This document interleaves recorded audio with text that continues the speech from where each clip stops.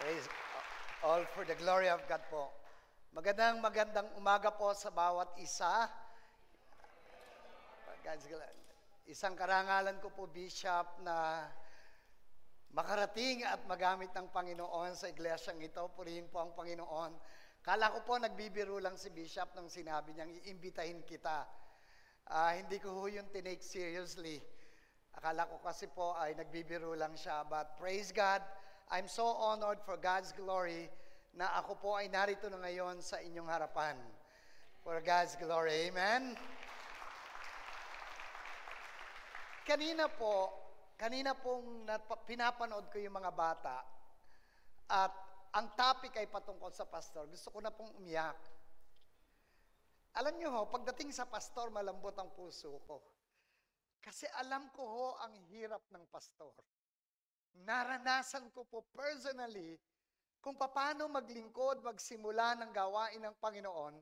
And it's not easy. Hindi ho madali. Lahat ng luha lalabas sa iyo. Lahat ng sakit mararanasan mo. Yun ho ang katotohanan ng isang lingkod ng Panginoon. Kaya kanina, nung binibigyan ng parangal ang mga bata, ang mga pastor, ako ho ay medyo naging emosyonal ng kaunti. Kasi ho, sa buong mundo ho ngayon lang pong 2024, according to the survey, 60% of the pastor is living in the ministry. Can you imagine that? Mas mataas pa kaysa sa mga naglilingkod ang porsyento. And while I'm looking to that, habang tinitignan ko po siya, gusto kong maiyak. Kasi supposed to be, padami ngayon kasi pasama ng pasama ang mundo. Amen ho ba? Pero baliktad ang nangyayari. Kumukonte ang naglilingkod sa Panginoon. Kaya ho, pag may pastor kayo, itodo nyo na yung pagmamahal nyo. Pag may pastor kayo, itodo nyo na yung paggalang nyo. Pag may pastor kayo, kasi sabi nga po ng aking nasa Panginoon na po yung aking pinakang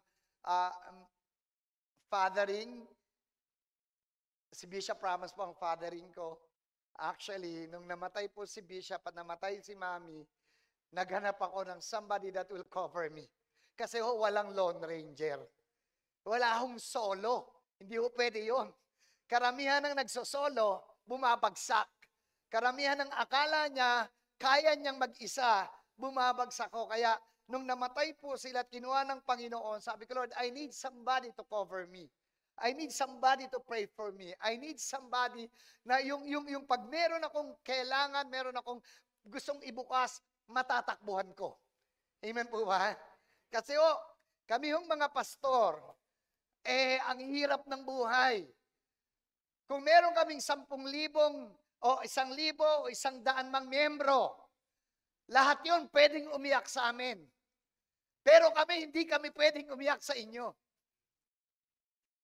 Amen ba? Hindi kami pwedeng maglabas ang aming nararamdamang kirot, sakit, bigat. Because we just want to be a blessing in your life. You know, ang totoo, gusto lamang namin maging pagpapala sa inyong buhay. And ayon po sa survey din, every year, 4,000 churches build. Every year, 4,000 churches built. But, ito hong masakit, but every year, 7,000 churches close. Di po ba nakakaiyak? Di po ba nakakaiyak? Kasi, tingnan po natin ang mundo ngayon, kailangan ng Diyos. Kailangan si Lord. Kahit saan ka pumunta ngayon, makikita mo kailangan ng mundo ang Diyos. And in this time of the people need the Lord, the churches are closing. Well, nakalagay naman po sa banal na kasulatan yon. Naalala ko po, when I was in Australia, kasi ako po'y nabiyayaan ng Diyos sa taon-taon ay pumupunta ng Australia. It's only by the grace of God. Alam po ni Bishop kung saan ako nagmula kasi yung ilan sinabi ko na sa kanya. Kami hong mga pastor walang pwedeng ipagyabang. Amen ho ba? Para po ako si Bishop. Sa tuwing ako itatayo sa pulpito, kinakabahan din ho ako. Kasi nung nag-preach siya, kinakabahan daw siya. Ako rin ho, ganun ho ako. I started in the ministry, parang tingin ko wala akong alam. Tingin ko parang hindi ako karapat-dapat na magpastor. At ito ho yung nararamdaman ng mga totoong pastor. Kasi ho yung mga atat sa pulpito, hindi ho pastor yun.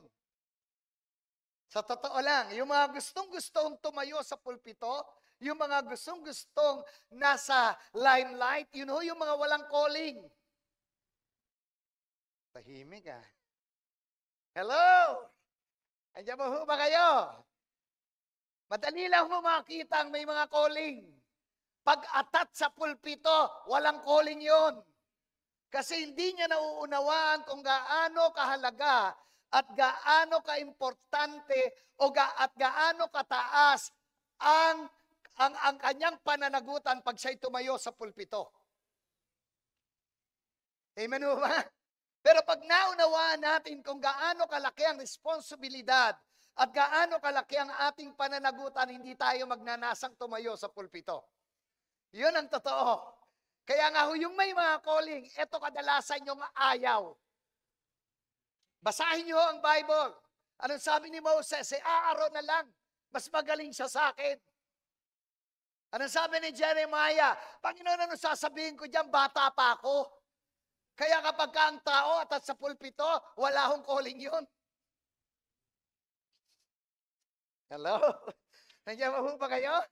Kaya kung kayo ho ay nakakita ng pastor, at naniniwala ho ako ng inyong pastor, ang pinaka-senior pastor nyo na si Bishop June, ay totoong lingkod ng Panginoon. Kasi konti na lang ngayon yung mga totoo. Hello! Lagi ko ito naririnig sa fathering ko, sa aking ama, sa pananampalataya na ginamit ang Panginoon sa akin. Pag meron kayong pastor na mabuti at totoo, itodo nyo na pagmamahal nyo. Amen? Pag meron kayong totoong pastor, kasi ang mga pastor na totoo ngayon endangered species na. Totoo lang ho. Marami ho ngayon mga pastor, tayo sa unahan, kasunod doon, aalokin na kayo ng kung ano-anong business. Hindi ho masama yung kung may calling talaga. Huwag niyo ho ma-misinterpret. Pero never kung dinala ang business sa pulpito. Amen ho ba? Hello? Nandiyan ba ho ba kayo? So pag nakakita po kayo ng pastor na totoo, itodo nyo na ang pagmamahal nyo. Igalang nyo na. Respetuhin nyo na. Mahalin nyo na ng gusto. Kasi konti na lang po ang mga totoo ngayon. Marami ho ngayon impostor. Sorry po pero that's the reality of life today. Marami ngayon, di ho ba? Kaya nga ho, natagalan ako ordain na bishop kasi sabi ko, ang daming bishop ngayon, wala naman membro. Paano naging bishop? Hello! Amen ho ba? Dito lang sa Bulacan, marami yan. Ano po, bishop? Dito lang sa Bulacan, napakarami. May mga ilang probinsya din ako napuntahan. Kaya ang tagal kong nililigawan na magpa-ordain na bishop. Sabi ko, kasi po sa akin, titulo hindi mahalaga eh. Mahalaga sa akin yung ginagawa ko yung titulo kaysa may titulo, hindi naman gumagawa. Amen ho ba? So, pero sabi nila, kaya nga kailangan magpa-ordain ka para madagdagan ang mga totoong bishop. And finally, 2023 po, hindi na ako nakatakas. Talagang kinundrik na ako ni Lord. But anyway, this morning po, ang mensahe ng Panginoon na pinadala sa akin ngayong umagang ito is about the mantle. The mantle. Alam niyo ho ba na kami mga lingkod ng Diyos, ang amin pong anointing ay nasa mantle. Kung saan kami tinawag ng Panginoon, Kaya nga ho tayo mga miyembro, tayo pong mga mananampalataya, mahalaga na may nakakasakop po sa ating mantle. If you don't have mantle in your life, you are out of the will of God. Wala po kayo sa kalooban ng Panginoon sapagkat napakahalaga po na meron kayong mantle o nagtataklob sa inyo. Nagtataklob sa inyo sa pagkatawag nyo. Gusto ko pong buksan ang banal na kasulatan sa 2 Kings chapter 2 verse 1 to 14. Pero hindi ko na po siya babasahin lahat kasi mahaba po. Bibigyan ko na lang ng diin yung chapter 2, chapter 4, verse 2, verse 4, verse 6, and then verse 9, 10. Okay? And verse 12. Okay. Basahin muna po natin yung chapter 2, verse 2. Elijah said to Elisha, "Stay here. The Lord has sent me to Bethel." But Elisha said, "As surely as the Lord lives, and as you live, I will not leave you." Gusto ko makita ho natin ito. Si Elisha, pinapahiwalay na si Elijah. Pero, si Elisha ho, ayaw niyang hiwalayan si Elijah. Ang nagsabi na ho mismong hiwalayan siya, yung pastor niya. Ngayon ho, maraming hindi sinasabi ng pastor humihiwalay membro. At ang katotohanan po, marami ngayong ulilang mga mananampalataya. When I said ulilang mga mananampalataya, mga orphans Christian, walang sariling tahanan. Walang tinuturing na magulang sa pananampalataya. Ang magulang po kasi may relasyon.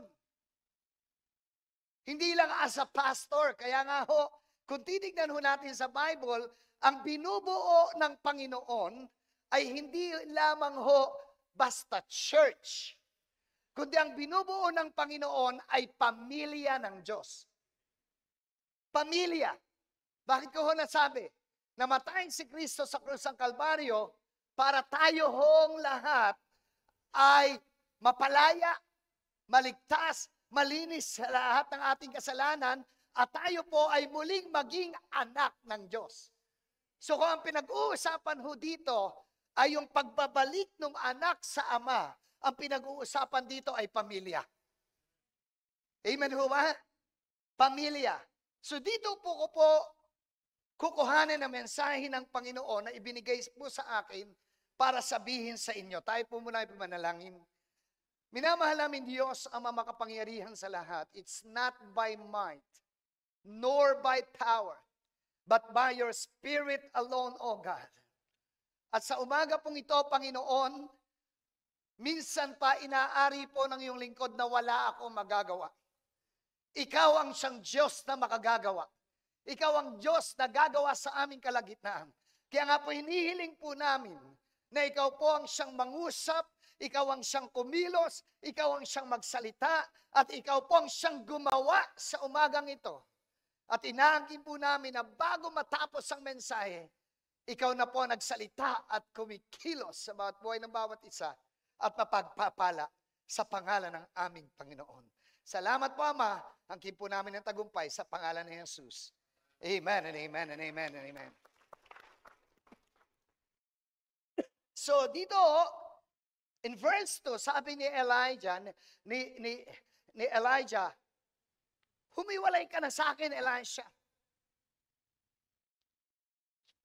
Iwanan mo na ako. Pero ang sabi niya, hanggat buhay ka, sasamahan kita. Hanggat nabubuhay ka, hindi kita iiwanan. Okay, sabi niya, but Elisha said, as surely as the Lord lives, and as you live, I will not leave you. Hindi kita iiwanan. Doon po sa verse 4, Talon po tayo sa verse 4. Then Elijah said to him, stay here. Kanina sa Bethel, ngayon sa Jericho. Then Elijah said to him, stay here, Elijah, the Lord has sent me to Jericho. And he replied, as surely as the Lord lives, and as you live, I will not leave you. For the second time, sabi niya, hindi kita iiwanan.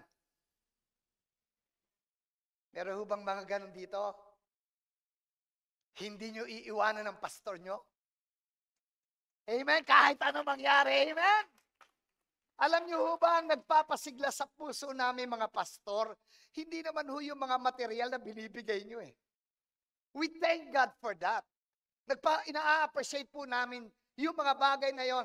Pero ang nagpapasigla po talaga ng aming puso at nagpapalakas para kami lalo pang maglingkod sa Panginoon ay yung pagmamahal nyo. Yung maramdaman namin na nandiyan kayo. Yung maramdaman namin yung respeto, pagmamahal nyo, pag-honor nyo sa amin is enough for us. Sapat na po yun. Amen? Naalala ko ho, sa church meron po tayong miyembro o manggagawa na kapag mainit ang araw at ako'y naglalakad, tatakbo ho yun. Tatakbo yun. Kung nasaan ang araw dun siya tatayo para yung anino niya tatapat sa akin at huwag ako mainitan. Hello? Ginagawa niyo po ba yan kay Bishop? Hello? Okay. Ngayon po, kasi we're talking about the pastor here today. And also the blessing. Yung pagpapala kapag ginalang nyo ang pastor nyo. Pagpapala kapag inyong minahal at narespeto ang inyong pastor. So ito pong si Elisha, pangalawang beses, sinabihan na siya ni Elijah, humiwalay ka na sa akin. Because Elijah knows, alam niya, nakukuhanin na siya ng Panginoon. Siguro medyo emotional si Elijah. No, alam niya naman tayo kapag kayong alam nating iiwanan na, sakit sa damdamin natin. Amen po. Yun nga lang ang magulang pag mag-aasawa ng anak. Kahit, lalo na pag babae. Ngayon pa lang, dalaga na ako kasi yung anak ko 16 years old. Iniisip ko pa lang, naiiyak na ako eh. Ano? So sabi ko, ganun pala yun. Ano? So ganun katindi.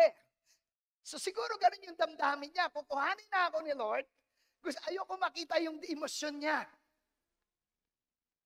Kaya kami mga pastor, pag may umaalis sa isa, ang sakit po sa amin. No?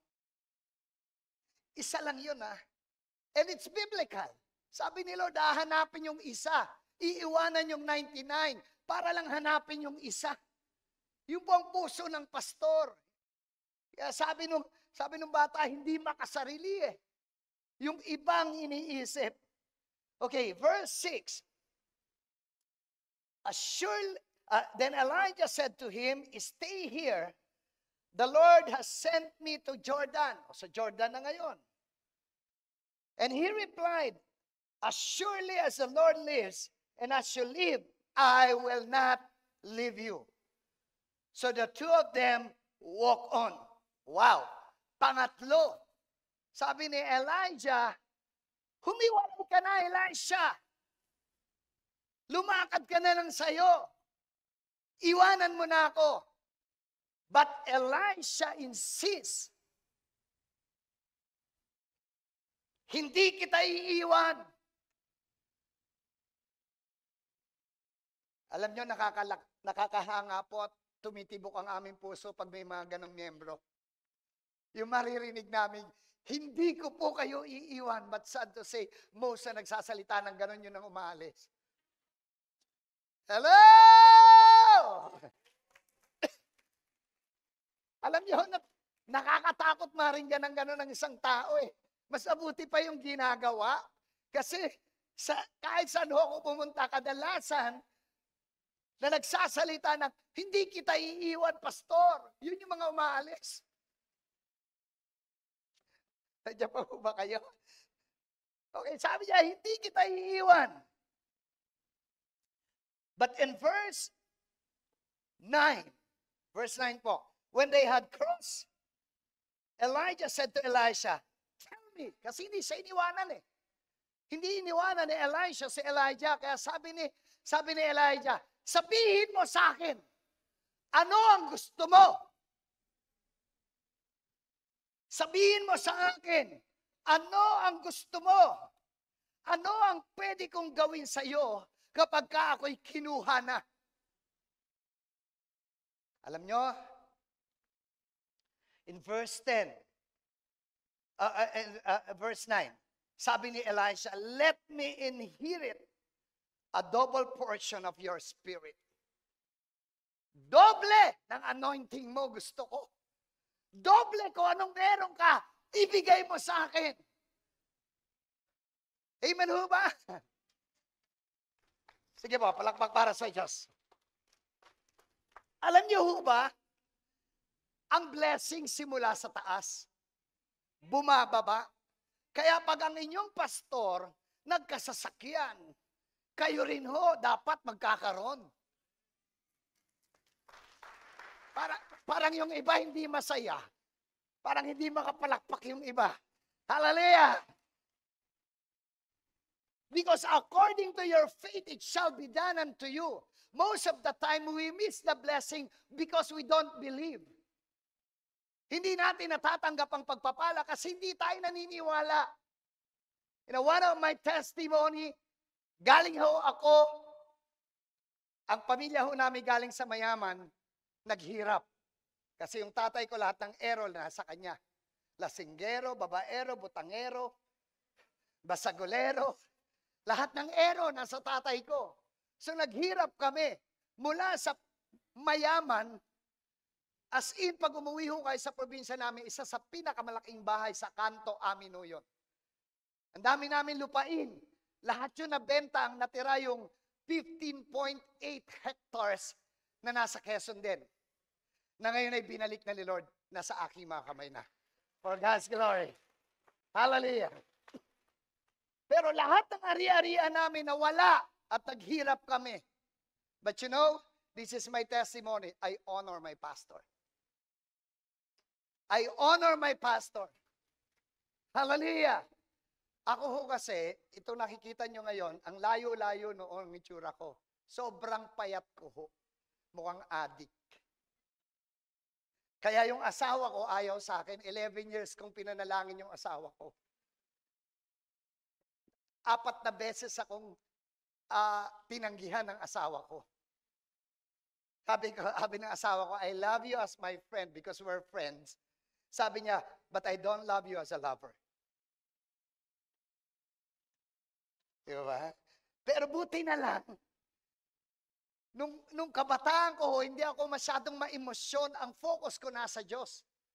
Pag nire-reject ako ng asawa ko, masakit siyempre. Pero pagkatapos ng focus na ulit ako kay Lord. Hello?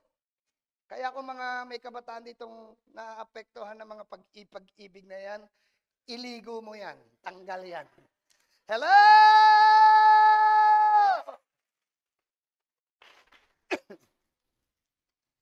So 11 years na tinatanggihan ako ng asawa ko.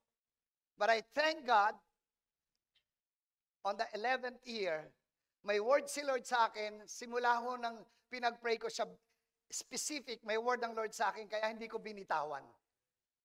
Mahalaga kasi yung word eh. Hindi yung sulong ka na lang ng sulong. Ang mga lalaki, pag nakakita na maganda.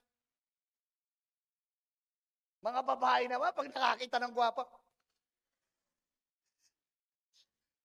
Hello, nandiyan pa ho ba kayo? Di ba? But anyway, hindi ho yun ang aking topic. Lilihis ho tayo. Kadalasan sinasabi ko po ito kapag ako'y naimbitahan patungkol sa pag-ibig. Anyways, si Elijah ho, hindi niya nilayuan ang Panginoon. At nung tinanong siya ni Elijah, anong gusto mo? Sabi ni Elijah, gusto ko yung double portion, double portion. Nung naglingkod ako, nag-umpisa ako maglingkod sa Diyos when I was 16 years old. Magsi-senior na po ako. Mukhang bata lang mukha ko. For God's glory. Pero magsi-senior na po ako. But I can still jump. For God's glory.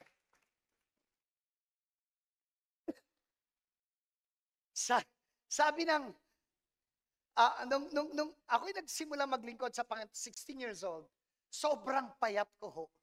Ako ho, na-inlove talaga ako kay Lord eh. Kaya lagi ko ho itong sinasabi, kahit sa church sa pinagpapastoran ko, kung saan man ako dinala, hanggat hindi mo nararanasan yung magbasa ng Biblia na halos ayaw mo ng bitawan, di ka pa nai-inlove kay Lord. Ang tahimik. Hello!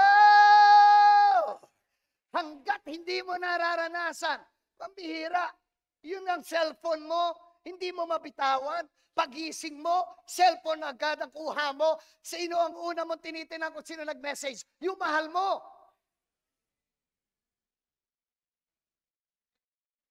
Kaya kung mahal natin si Jesus, bago mo basahin ang Facebook mo, basahin mo muna ang Facebook mo. Amen ho ba?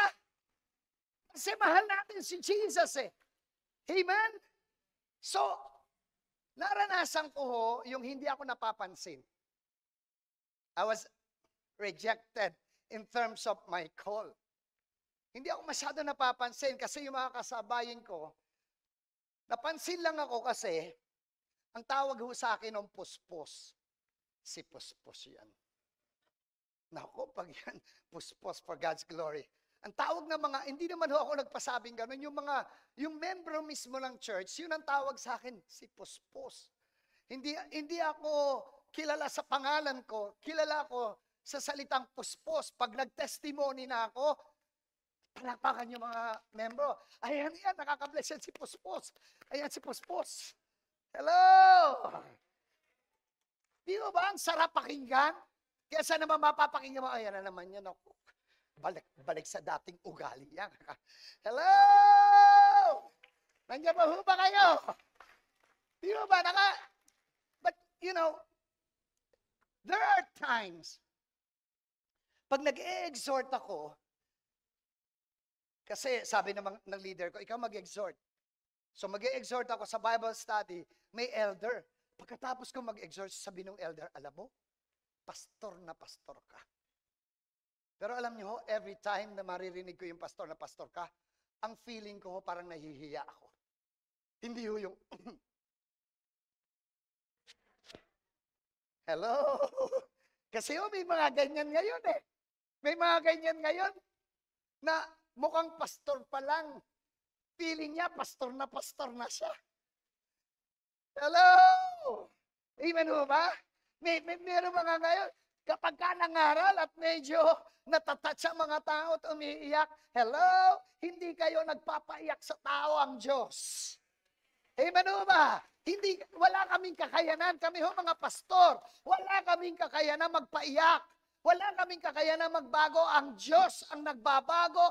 Ang Diyos ang humihipo ng tao. Ang Diyos ang nagpapagaling. Ang Diyos ang nagpupuno sa bawat tao. Amen. Hallelujah. Kaya nga ho mahalaga, pag pumunta ka sa church, ang puso mo nasa Diyos. Huwag kung kani-kanino. Kasi ang mahal natin Diyos, sigurado ako pag mahal mo ang Diyos, mahal mo pastor mo. Hindi pwedeng mahal mo Diyos, si pastor mo, hindi mo mahal. Hello? Andiyan pa ho ba kayo? So naramdaman ko ho yun na hindi ako ma-promote. Pero alam nyo, gusto ko maglingkod sa Lord eh. Lahat ng nagnanasang maglingkod sa Lord, maglinis muna kayo ng CR. Parang walang amen doon ah. Hello? Andiyan ba ho ba kayo? Kasi nung ako'y nagnasang maglingkod sa Lord, sabi ko, gusto ko maglingkod sa Lord eh, hindi ako napapansin. Sabi ko, maglilinis ako. Maglilinis ako.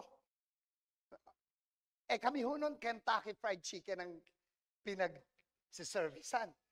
Pag may party, minsan nadidelay ang tapos, nalilate, bilisan ang paglilinis. Yung mga staff ng restaurant, tutulungan na namin yun. Minsan, doon sa CR, may mga vomit doon, kung ano-ano. Walang diri-diri.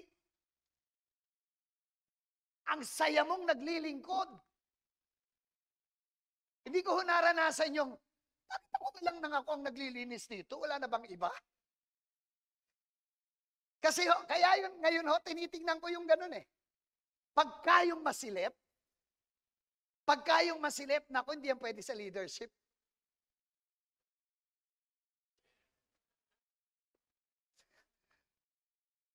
Pag ko kayo mag-alala, pag tinamaan kayo, umime na lang kayo. Pumalakpak na lang kayo sa Panginoon. Kasi bato-bato sa langit, ang tamaan siya na nga. Amen ba? At masarap pong tinatamaan. Ako nung kagaya nyo ako, mas gusto ko tinatamaan ako mayat maya. Kasi nararamdaman ko yung pagmamahal ng Panginoon. Amen ba? Pag di ka tinatamaan, parang, ano ka, holy na? Ano ka, righteous? Ano ka na? Perfecto ka na? Kahit nga sa perfecto, hindi perfect eh. Kahit nga yung may pangalang perfecto, hindi perfect eh. Amen po ba? So dito, sabi niya, gusto ko matanggap ang dobleng spirito mo. Dobleng pagpapala mo. No? Pero sabi ni Elijah, mahirap ang hinihingi mo. Pero pag nakita mo, sabi niya, you have asked a difficult thing, Elijah said. Yet, if you see me, when I am taking from you, it will be yours. Pag nakita mo ko na kinukuha, mapapasaya yun. Hallelujah! Pag nakita nyo, alam niyo kaya mapalad yung mga hindi humihiwalay sa mga lingkod ng Diyos eh. Alam niyo ba kaya, ako, I believe with all my heart, one of the reasons why the Lord used me in the big thing in this generation is just because I know how to honor my pastor.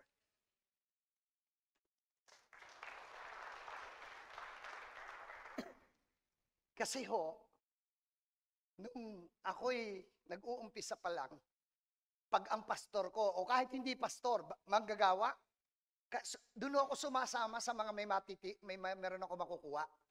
May makukuha akong anointing. Hello? Hindi ako sumasama sa wala akong mapapala. Gusto ko yung meron ako matututunan spiritually. Yung meron ako makukuhang anointing. Because you need to suck the anointing. Hallelujah. Amen ba? So kahit na hindi yung pastor namin, kahit yung mga manggagawa na magpipreach, sasama ako sa mga Bible studies, sa mga paghayo. Pag may mga binibigay na mga dinadala, ako nagbibitbit.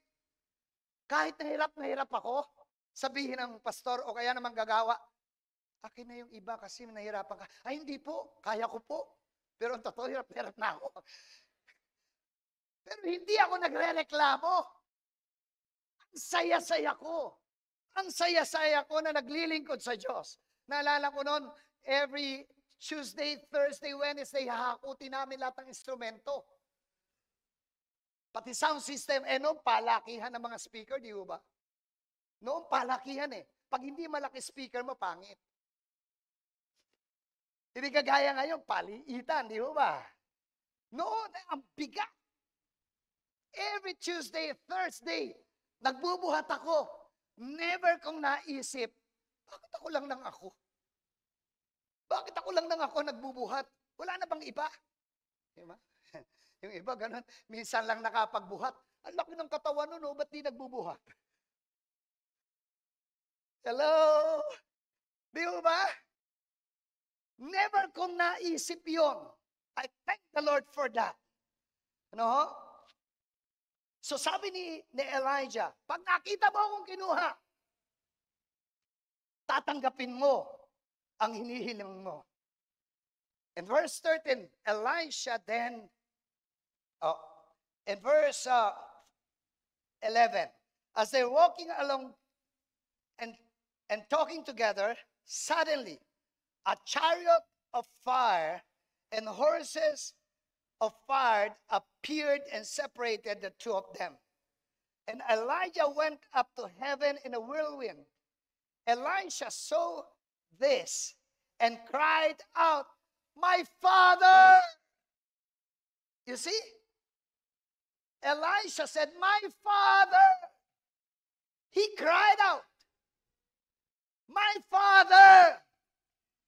He saw Elijah was raptured by the whirlwind. Amen?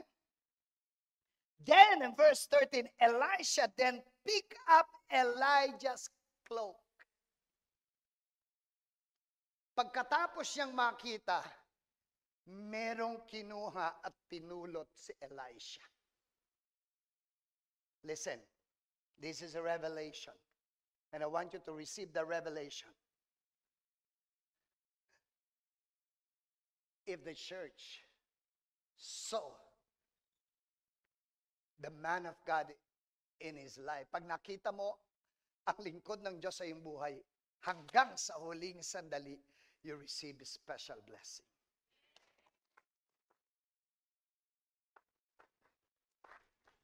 Dumating yung pagkakataon, no, na yung pastor ko, gustong patalsikin ang mga pastor. Kasi, alam niyo naman, may mga organisasyong mga pastor na, o may mga churches na botohan. So, ang ginawa, sabi sa akin, tinawag ako. Kinabukasan ng botohan, pinatawag ako ng lahat ng pastor. Kasi yung hinahawakan kong church, lumalago. Sabi nung mga pastor, bukas ng botohan, at ikaw ang iboboto namin. Ikaw na ang magiging spiritual director. Sabi ko, alam niyo, narinig ko yun, ayoko. Because I honor the man of God in my life. Hello? Sabi ko, ayoko! Huwag niyo ako iboto. Sabi ng mga pastor, hindi, ikaw iboboto namin. At that time, marami na akong hawak na pastor. Marami na akong mga manggagawa. Miniting ko, pagkatapos ng meeting, sabi ko, may plano. Ako ang iboboto para manalong spiritual director. Sabi ko sa kanilang lahat, huwag niyo kong iboboto. Hello? Sabi ko, iboto niyo ang pastor natin. Kasi siya dapat yon. Siya dapat yon. Eh, dapat makukuha yung 3/4. 2 botohan na, hindi ako matalo-talo ng pastor namin. Yung pangatlo, tumayo na yung pastor namin, umiiyak. Sabi ng pastor namin, ibigay niyo na sa akin, parang awa niyo na. Alam niyo, nung nagsasalita yung pastor namin, iyak ako. Lumingon ako sa hawak kong lahat na pastor yung under me. Tinignan ko na mas. Pati yung mga manggagawa, siyempre kilala ka ng mga anak mo sa Panginoon. Amen mo ba? Bawat galaw. Pag si pastor, si bishop, hindi nyo kilala. Hindi nyo siya tatay.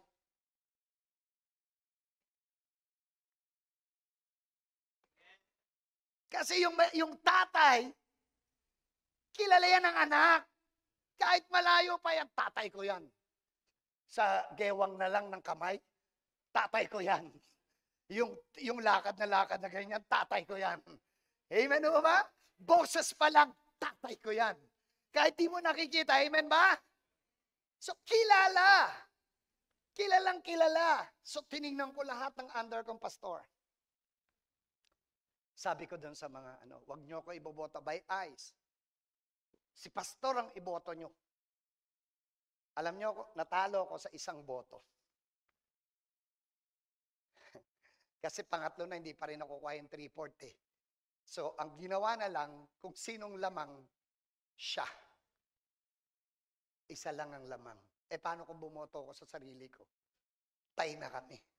Kung bumoto lahat ng pastor ng under me, ang laki ng lamang ko. Amen ba? And then before that happened, I talked to my pastor. Pinuntahan ko siya sa opisina, sabi ko, Pastor, hindi niyo po ako kalaban. Kakampi niyo po ako. Umiiyak ako sa pastor ko. Kasi may mga sinasabi siyang medyo, naging threat kasi ako sa kanya eh. Nung medyo, nung nagagamit na ako mightily ng Panginoon. Sabi ko, Pastor, wag niyo po akong pag-isipan, kakampi niyo ko. Sabi ko, di baling gawin ko yung mga hindi nyo kayang gawin na nasa likuran nyo, manatili lang kayo sa posisyon nyo. Sabi ko sa kanya, hindi nyo po ako kalaban. Sabi ko, pinagpaplanuhan na po kayong patalsikin. At hindi po ako payag doon. Sabi ko sa kanya, mahal na mahal ko ho kayo bago siya namatay. Pinuntahan ko pa siya sa bahay nila dito sa Navotas. Sabi ko sa pastor ko, yung hinga niya gano'n na. Sabi ko, Pastor, alam niyo po kung gaano ko kayo kamahal. And once again, sasabihin ko sa inyo, mahal na mahal ko kayo.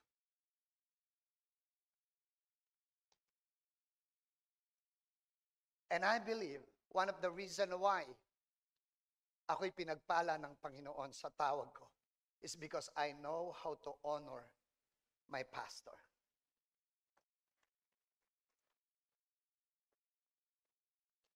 Amen. Hindi ho ito si Bishop Ramos, ha? Hindi ho ito si Bishop Ramos. Bago pa po ako napunta kay Bishop, I'm already a pastor. Nagkita lang ho kami ni Bishop Ramos ay year 1999, nung na-invite ko siyang anniversary ng church. And the Lord spoke to him. At totoo, nangyari yung sinabi niya.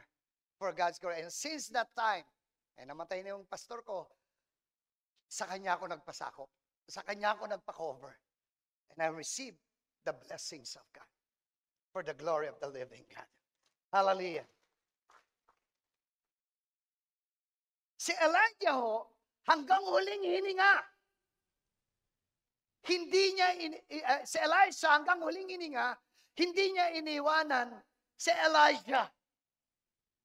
Nandun siya sa tabi niya. Ngayon, alam niyo, nakakalungkot ngayon, ma-rebuke mo lang, iiwanan ka. Ang layo sa mga alagad ng Panginoon noon. Kaya hindi ako naniniwala sa mga tisod-tisod. Hindi ho ako naniniwala dyan. Kaya bakit ka umalis? Kasi na-stumble ako dun sa kasi natisod ako. Kasi alam mo ba yung sama ng ugali nun, yung elder namin, yung leader na. Hindi ako naniniwala doon. Alam niyo kung bakit? Pag sa Diyos ka, sa Diyos ka. Si Jesus, nung in-rebuke si Peter, sabi niya kay Peter, Satanas, umalis ka sa daraanan ko, hadlang ka. Dito ka sa likuran ko. Wala pa naman tinatawag ditong Satanas sa mga pastor, no? Hello, nandiyan ba ho ba kayo? Wala naman, di ho ba? Walang nagaganong mga pastor ngayon. Ano sabi ni Jesus sa mga alagad? Mga lahing walang pananampalataya, mga ulupong, hanggang kailan ko kayo pagtitiisan?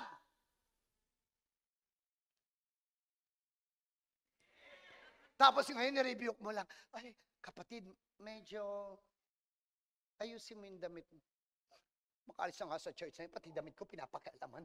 Hello!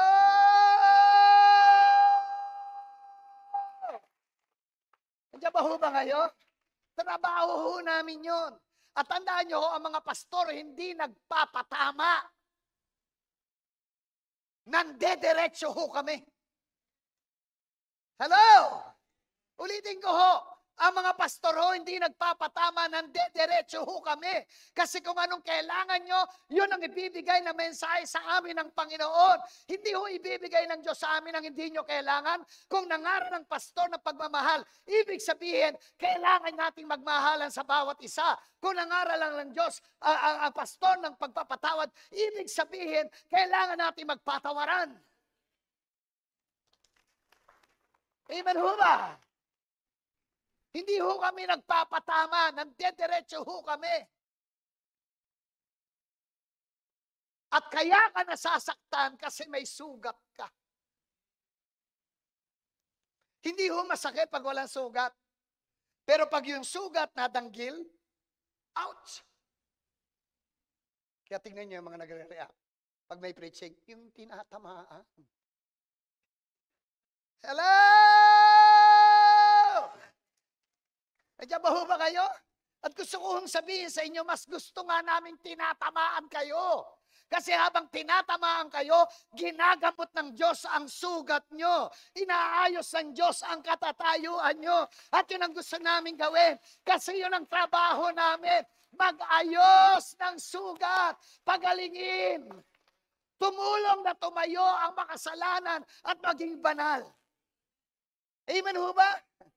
Kasi ako ho, masama din ako.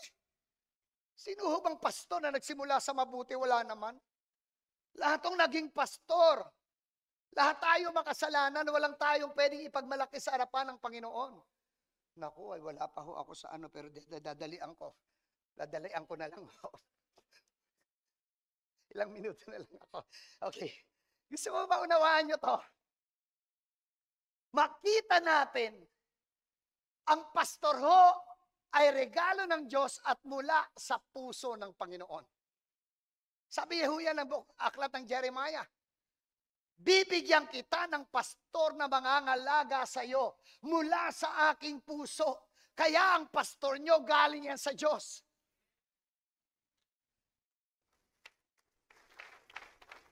Pag sinaktan nyo ang pastor nyo, sinasaktan nyo ang puso ng Diyos. Kasi yan ay mula sa puso ng Diyos, ibinigay ng Diyos sa bawat isa sa atin. I want to tell you this. When Elisha saw Elijah na kinukuha ng Panginoon, pagkatapos noon, meron siyang dinampot. The mantle. The mantle. Alam niyo ho ba, na kaya kami ni Bishop nagagamit mightily ng Panginoon because of the mantle of our calling? Because of the mantle of our calling. And our mantle is the ministry that God has entrusted to us. Yung ministeryo, yun yung tumataklob sa amin. Sa moment na lumabas kami doon, mawawala ang anointing namin. Because we are called under the mantle of the church that God has entrusted to us. Amen ho ba? Naalala ko ho, just to give you a testimony, nung naghirap ho kami, naranasan ko na mamulot ng bubog. Bubog, as in bubugo. Yung mga puting bubog, ay, yung clear, I mean. Mga clear na bubog, yun lang ang nabebenta eh. Yung mga green, hindi. Yung mga iba-ibang kulay, hindi. Yun lang clear na bubog. Namumulot ako, I was 9 years old that time. Namumulot ako sa kalsada ng Mandaluyong. Sa riles ng tren, namumulot ako ng mga durog na bubog. Binibenta ko ng 10 cents a kilo. Kasi wala akong pagkain.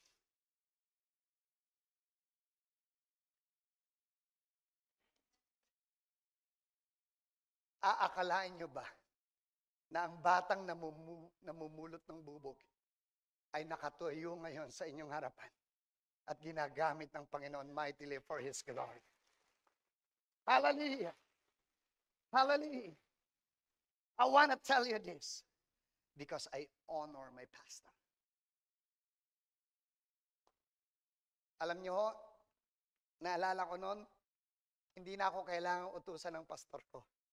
Pag merong kailangan, gagawin ko na lang yun. Walang utos-utos. Pati yung pag-i-evangelize. Iayain ko yung mga kagrupo na mag-evangelize tayo, mag-house to house tayo, prayer meeting tayo.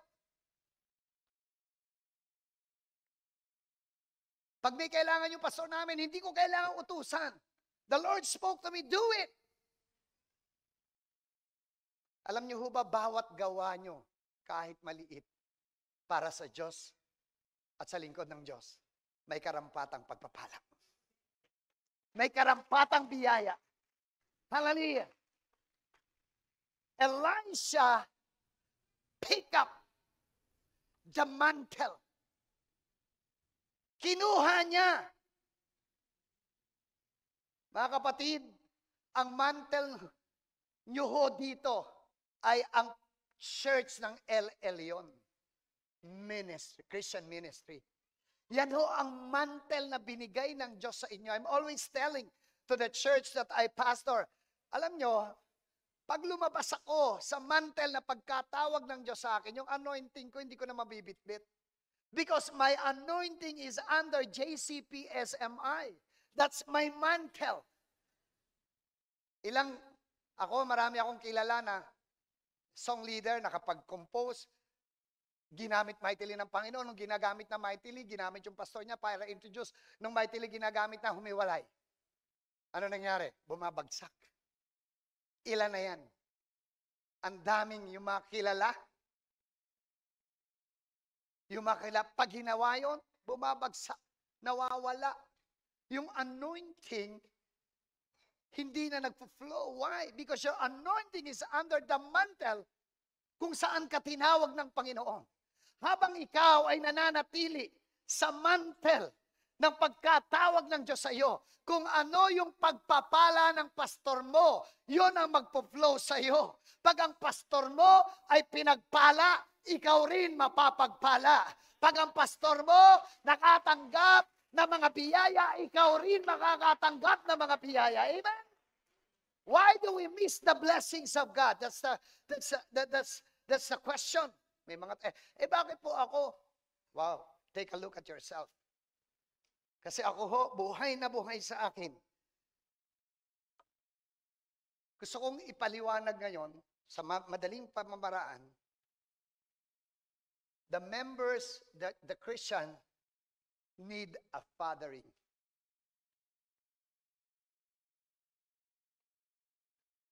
Sa church po, actually sa church ng JCPSMI, di po nila ako tinatawag na pastor. Tinatawag nila akong pastor pag nasa labas. Pero pag nasa loob ng church, tawag nila sa akin tatay. And I love it. Because there is a relationship. There is a relationship. At lagi ko sinasabi sa kanila, wag niyo akong tawaging tatay kung di niyo ako kilala. Kasi hindi ko rin kayo matatawag na anak kung di ko kayo kilala. Amen ho ba? Hindi lahat na nasa loob ng church anak. I hope lahat kayo anak ni Bishop. Amen ho ba? Lahat masunurin, lahat nakakonect. Hallelujah. So because the children of God needs a fathering. Because the pastor, the rules of the pastor is to father the son. And fathering knows his children. Alam ng tatay ang kilala ng tatay ang kanyang anak. Kita nyo, pagka sasabihin ni Bishop, di ba? Pag nandito, titingin si Bishop, yung mga ngiti lang na ganyan, nagkakaintindihan eh. Amen ba? Yung ngingitian mo lang, nagkakaintindihan na. In John chapter 10 verse 14 says, I am the good shepherd, sabi ni Jesus. I know my sheep and my sheep know me. Kanina kasi po ginaganon ko, hindi lumilipat. Pakiano na lang po. So, the father, the pastor is the father in the church. Of course, there is only one father in heaven. Huwag niyo mami-misinterpret. Ano ho? Ewan ko nga ba? Bakit sa ibang reliyon yung pagsabi ng father hindi issue? Pagdating sa mga born again, ano ka? Ba't father? Samantalang yung ibang mga reliyon, kahit na nagsusugal, nag-iinom, nakita yung kanilang tagapanguna, tatakbuhin, magbibless. Walang issue. Naalala ko isang matanda na nagpasaro ako ng Quezon. Nagpasaro ako ng Quezon sa bayan ko na isang taon. Merong na born again na isang matanda na. Binago ng Diyos. Ate kasi nagsusugal. At kamadyong niya, yung pinuno ng simbahan. So, nung hindi na siya nagmamadyong, kasi na born again eh. Nagkasalubong sila ngayon sa daan. Hindi na siya nag-bless. Tapos sabi sa kanya, Nanang Iday, bakit di ko na po kayo nakikita sa ating simbahan? Sabi niya, ay kasi po, ako po ay na-born again na. Sabi daw sa kanya, bakit po kayo lumipat ng relihiyon? Sabi daw niya, hindi po ako lumipat ng relihiyon. Nagkarelasyon lang po ako sa Diyos. Hindi ho relihiyon ang pinasukan ko. Nagkaroon po ako ng relasyon sa Diyos. Tinanggap ko po siya bilang Panginoon at tagapagligtas. Pinatawad niya ako, nilinis ang buhay ko, at binigyan ako ng bagong buhay. Sabi ng tagapanguna. Ano bang kaibahan yan sa ating relihiyon? Sabi niya, ganito lang po yung kasimple. Sabi niya, hindi niyo po ba napapansin, hindi niyo na ako nakakamadyong? Sabi ng tagapanguna, oo nga. Kaya nga namimiss kita kasi hindi na kita nakakalaban sa madyong. Sabi nung lola, yun po ang dahilan. Nung nagkarelasyon na ako sa Diyos, binago po ng Diyos ang buhay ko. Kaya ngayon ho, hindi na ako nagmamadyong kasi alam ko, ang madyong pala kasalanan. Ang sugal pala hindi dapat. Kaya hindi na po ako nagmamadyong. Di ba? Kaya ang mga Kristyano, sige pa, palakpan natin ng Diyos. Kaya ang mga Kristyano dapat hindi na nagwe-wedding. Amen ho ba? Ang mga Kristyano dapat din na naglolote. Hello? Parang pahina ng pahina ang amen. Nandiyan pa ho ba kayo? Hindi ho tayo yayaman sa ganyan. Wala ho yumaman sa ganyan. Hallelujah. So, fathering, feed his children. Nagpapakain kaya si Bishop, kita nyo, sa amin no, 3 lang ang service. Dito, 4 pala. No? Mayroon pang gabi. Nakakapagod ho yun. Sa totoo lang. Sa church, 3 service lang. Dito 4. Bakit nagtsatsaga si Bishop na pakainin kayo? Kasi yun ang trabaho namin. Feed you. Kaya, ang pastor nyo, pag ginagawa ang trabaho, mahalin nyo. Fathering, taking care for the sheep as well. Isaiah 40 verse 11 says, He will tend his flock like a shepherd. He will gather the lambs in his arm. He will carry them in his bosom and gently lead those that are with young. Yung mga bata pa. Diba kadalasan talaga yung pinupukusan ng atensyon yung mga bata. Yung mga baguhan sa Panginoon. Kaya yung mga matatagal na, huwag na kayong maghanap. Pambihira. Tagal nyo na sa church, sagana pa. Ba't di ako pinapansin kaya ni pastor? Hello! Di ba may mga ganyan? May mga KSP din ho sa loob ng church eh.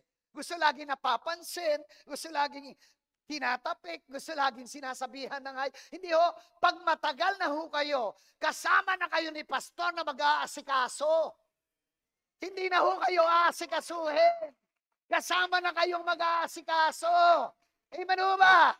Doon mo makikita ang matured. Pag matured na kayo, hindi na kayo kailangang asikasuhin pa. Katulong na kayo sa pag-aasikaso ng pastor. Pag kayo matampuhin pa, pag di napansin, KSP kayo. Hindi ko kulang sa pansin, kulang sa panalangin. Hello? Kasi pag kulang ka sa panalangin, mararamdaman mo yon. Pero pag tama ka sa panalangin, hindi ka makakaramdam ng papansin. Amen? Hallelujah! Praise God! Fathering disciplined children. Kaya nagtutuwid ho kami. Hindi ho kami pa-cute dito.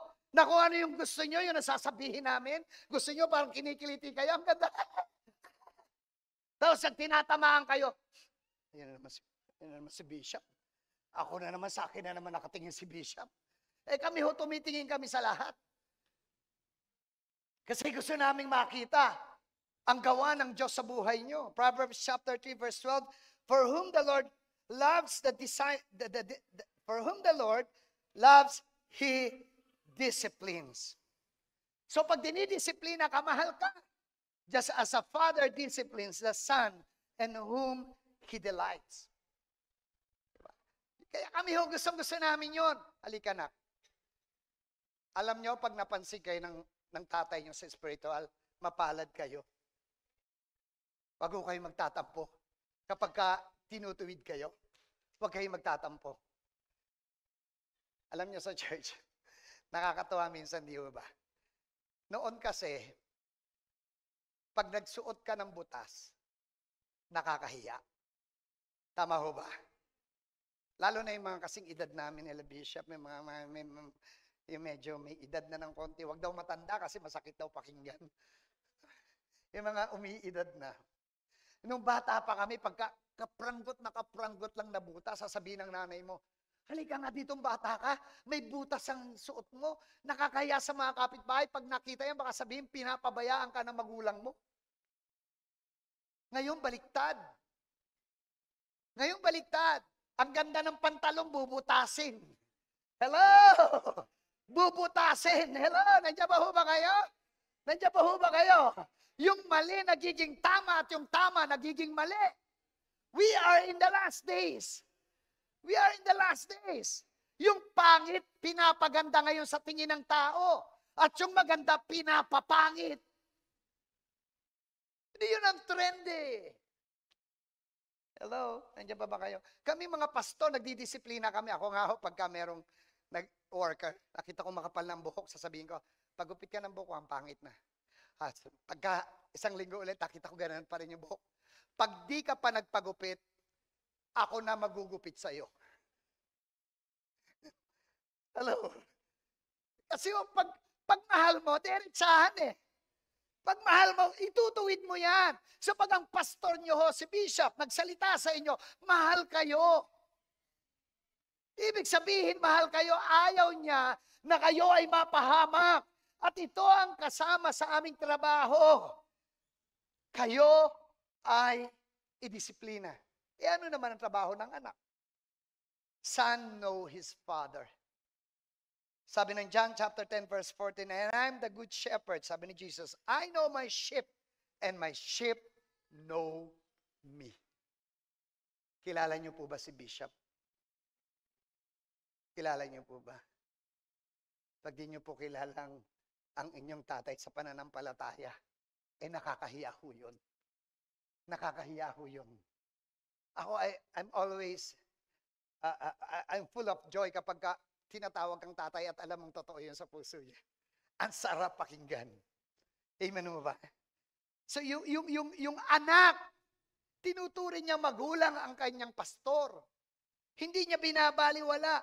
Ang anak din, son, hear and obey his father. John chapter 10 verse 27, my sheep hear my voice and I know them and they follow me. Jesus said. Everything that we preach is from the Lord Jesus Christ.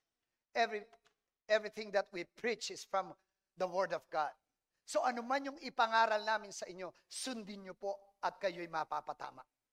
Kayo'y mapapaayos. Amen ho ba? Amen ho ba? Hallelujah. Naalala ko ho. And I want to end on this. Kasi oras na. Gusto ko hong magbigay ng patotoo.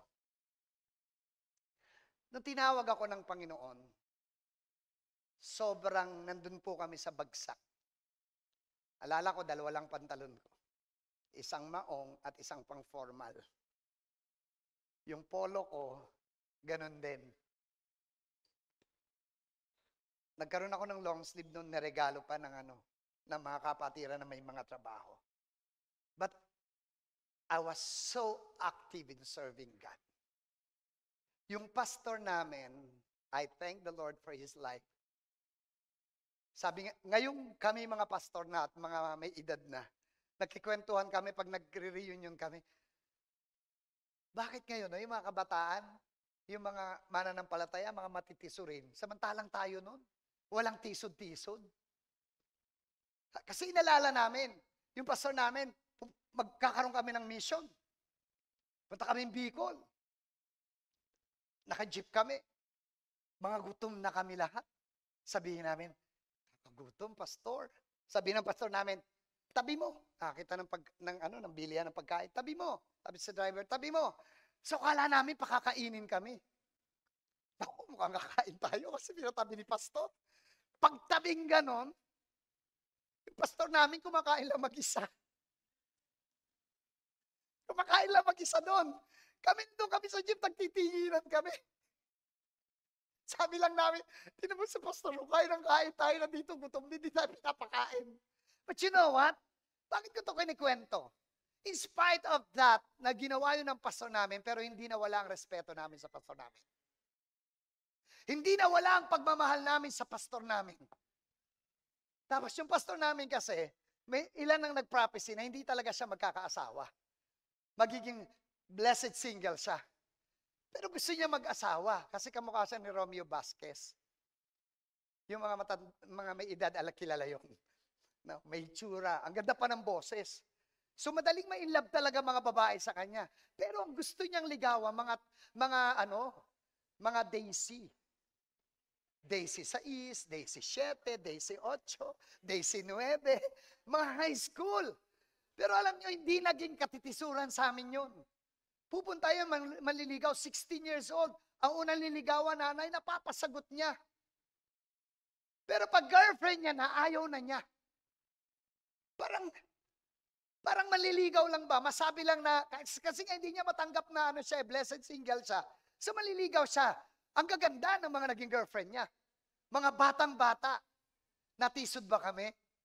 Hindi. Walang nagsasabi sa amin, ano si pastor? Tingnan mo yun, tanda-tanda na, sa isang biniligawan. Wala. We try to understand who He is. Ang tinitingnan namin yung tawag ng Panginoon sa kanya, well, hindi ko sinasabi na baliwalain ng mali. Hindi ho yun. Ang sinasabi ko sa inyo ngayon ay yung paggalang at pagrespeto at pagmamahal sa pastor. And I believe the Lord, nakita ng Panginoon, yung respeto namin sa Kanya, nakita ng Panginoon kung paano namin siya iginalang at paano namin siya minahal. Sa kabila ng Kanyang kahinaan, tinulungan namin siya. Hindi kami gumawa ng issue sa kahinaan niya. Kasi ngayon karamihan, pag may konti lang pagkakamali si pastor, ginagawang issue eh. Di ho ba? Wala nun dito. Wala, di ho ba? Pati kayo na amen. Wala nun dito. Minsan, maliit na issue lang, pero kami ho nun, wala kaming ganon. Walang gumagawa ng issue. Darating yung pastor namin, alam niyo ho ba, 9:00 ang service.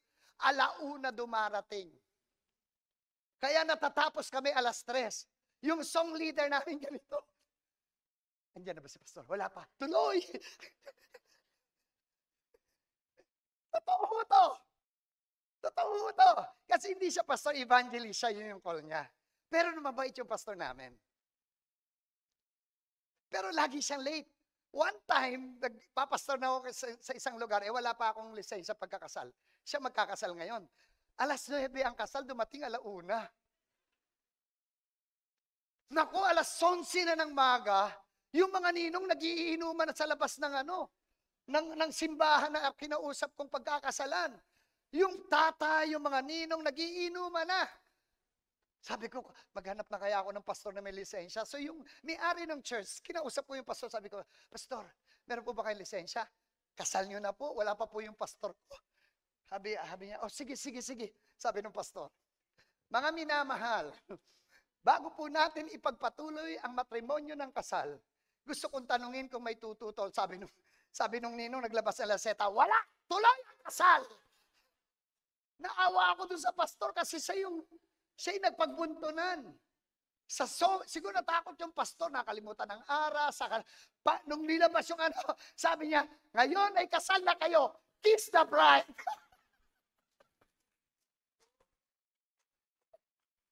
Hindi ho ito kwentong barbero.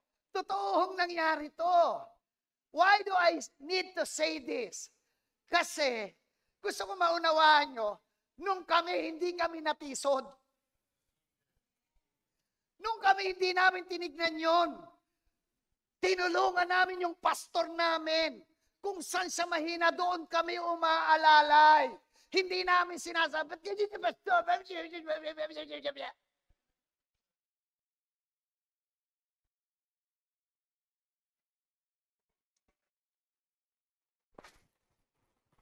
amen ho ba?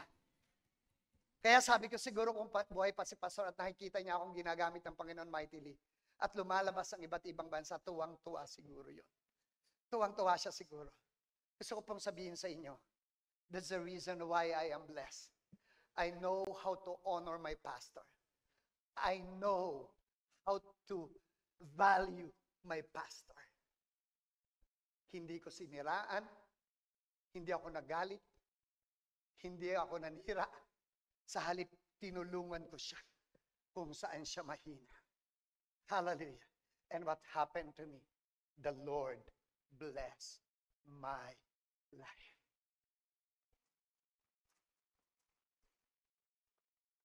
One of the thing na ginawa po ng Panginoon sa akin, nakarating na po ako sa 5 tawag ito, kontinente. 5 kontinente. 6 na kontinente. Isa na lang hindi ko napupuntahan, Antarctica. Dinala po ako ng Diyos sa 6 na kontinente ng buong mundo. Tatanungin niyo ako, marami ka bang pera, Bishop? Maraming pera si Lord. Maraming pera si Lord. Maraming pera si Lord. Maraming pera si Lord. If you know how to honor the man of God of your life, alam nyo, lalakad kayo na may pananampalataya. Kasi buo kayo. Alam nyo, hindi kayo nanira ng pastor nyo. Alam nyo, minahal nyo ang pastor nyo. Alam nyo, pinasuportahan nyo ang pastor nyo. Kaya yung biyaya at pagpapala ng Diyos sa inyo. Ano nangyari kay Elisha? The double portion, he received it. Amen? How many of you wants to receive the double portion of God in your life? Tayo pong lahat ay tumayo sa presensya ng Diyos. Hallelujah. Oh, Jesus, Jesus, Jesus. Jesus.